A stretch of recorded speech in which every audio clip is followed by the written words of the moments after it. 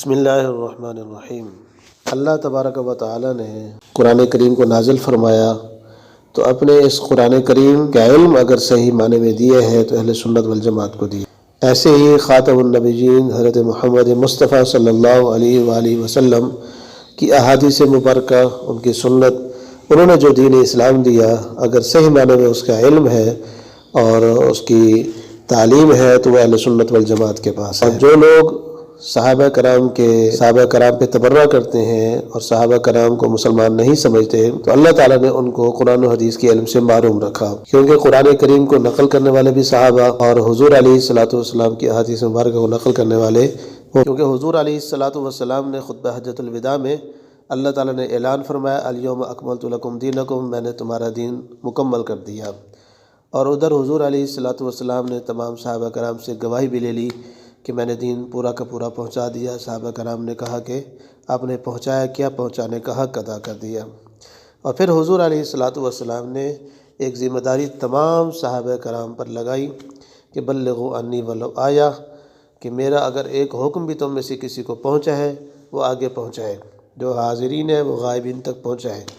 تو حضور علیہ الصلوۃ والسلام تمام صحابہ کرام سے فرما رہے ہیں کہ میرا دین آگے پہنچاؤ۔ تو اس لیے صحابہ کرام حجت ہیں، ان کی بات ماننا ضروری ہے اور ان کی اتباع ضروری ہے۔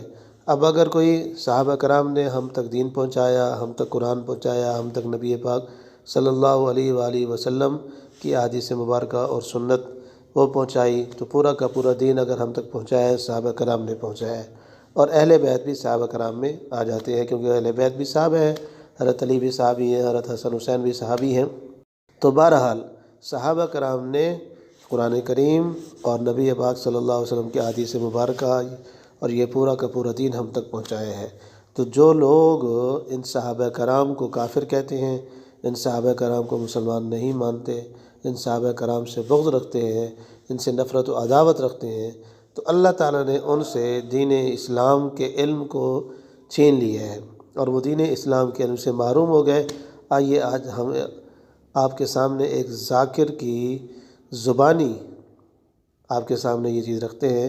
ایک ذاکر خود اپنے زبان سے اقرار کر رہا ہے کہ میں 14 سال سے ذاکر ہوں اور مجلسیں پڑھتا ہوں، لیکن مجھے شیعہ کتابوں کے نام بھی نہیں آتے، حتیٰ کہ خطبہ بھی صحیح میں نہیں پڑھ سکتا، مجھے عربی سے بالکل واقفیت نہیں ہے۔ تو اس کو نہ قرآن کے علم ہے نہ حدیث کے علم ہے، لیکن 14 سال سے وہ ذاکریت کر رہا ہے اور مجلس سے پڑھ رہا ہے۔ آئیے ذرا اس کی زبانی سنتے ہیں۔ بڑی مہربانی، تقریباً 14 سال ہو گئے ہیں، مختصر سا تعارف کرواؤں گا۔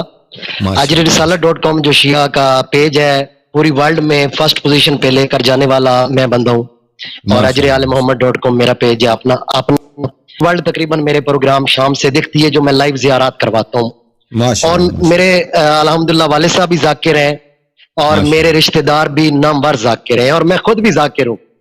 لیکن میں بات جو ضروری کرنی ہے کہ میں اب دیکھیں، میں اگر صاحب خود ممبر پہ آتا ہوں، میں خطبہ نہیں پڑھتا کہ کہیں میرے سے زیر زبر غلط نہ ہو جائے۔ 14 سال شام میں رہتا ہوں، عربی بھی بول لیتا ہوں لیکن صحیح نہیں بولنی آتی مجھے۔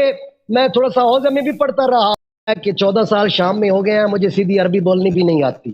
یہ بھی آپ کو بتا دوں، ہوں میں ذاکر، نہ مجھے اپنے مذہب کی 4 کتابوں کے نام آتے ہیں، یہ بھی آپ کو بتا دوں۔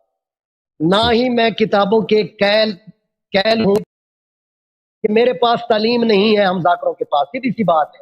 میں پوری دنیا کے سامنے میں مولا کا ذاکر ہوں، سنی سنائی میں نے سنایا قصیدہ، سنایا مصائب، دادے سے سنا، والد سے سنا، انہوں نے آگے میرے اپنے والد سے سنا، تو ہم نے تھوڑا سا یہ رٹے لگائے، یہ ہم مانتے۔ ناظرین، یہ آپ نے سنا کہ رٹے مصائب انہوں نے یاد کیے ہوئے ہیں، قرآن و سنت کا کوئی علم نہیں ہے، اور یہی ان کی ذاکریت چلتی ہے، اور اکثر ذاکر ایسے ہی ہوتے ہیں۔ تو جن کے ذاکر ایسے ہیں، جن کے پاس علم نہیں ہے، تو اس مذہب کا پھر اللہ ہی حافظ ہے۔ لا الہ الا اللہ محمد رسول اللہ۔